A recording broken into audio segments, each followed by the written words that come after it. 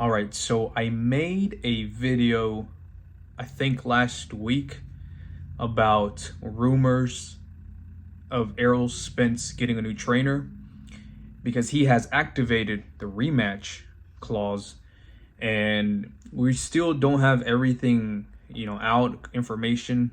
Most likely it'll be at 154, but I want to reiterate on one point.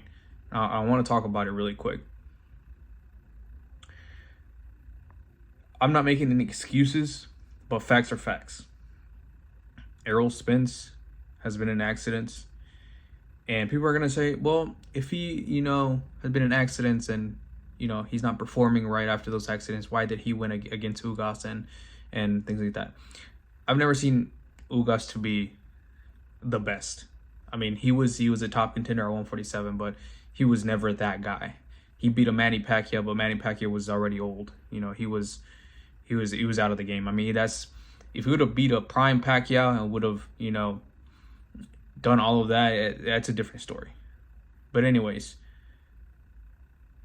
it doesn't matter what trainer Errol Spence gets, because it's not one camp that's going to change him. It can't be just one camp.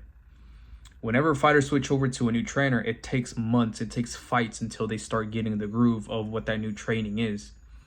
But then again, muscle memory is always going to be there with Errol Spence. He's always going to go back to what he knows, right? And he's always known to put pressure and to, go to the body and all that. He's never fought, on the back foot.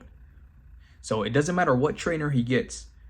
Terrence Crawford will always be on top, will always beat him. I don't care if it's at 154 or 160, whatever the case may be.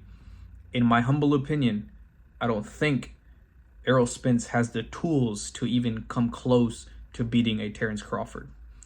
But anything in boxing can happen. There's always that one shot that they can catch Terrence Crawford off guard.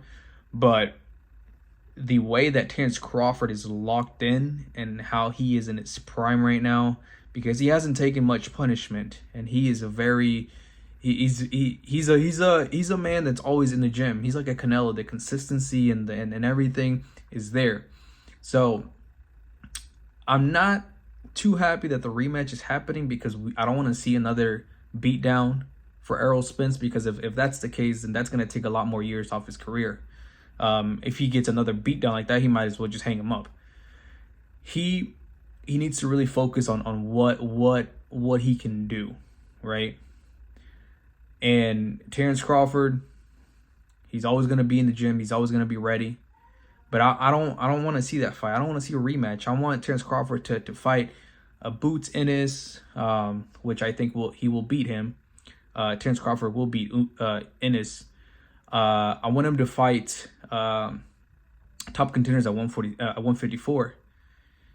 And at 160, because he can go up to, I mean, like I said before, Terrence Crawford has the skills to pay the bills that weight is not really much of a difference for him, because he's so skillful. He's so good at what he does. He's a legend, honestly.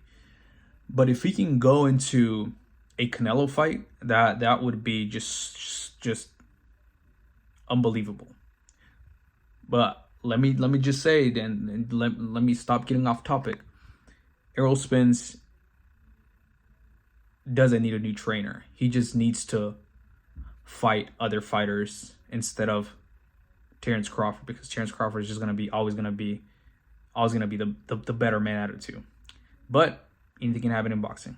Let me know what you guys think.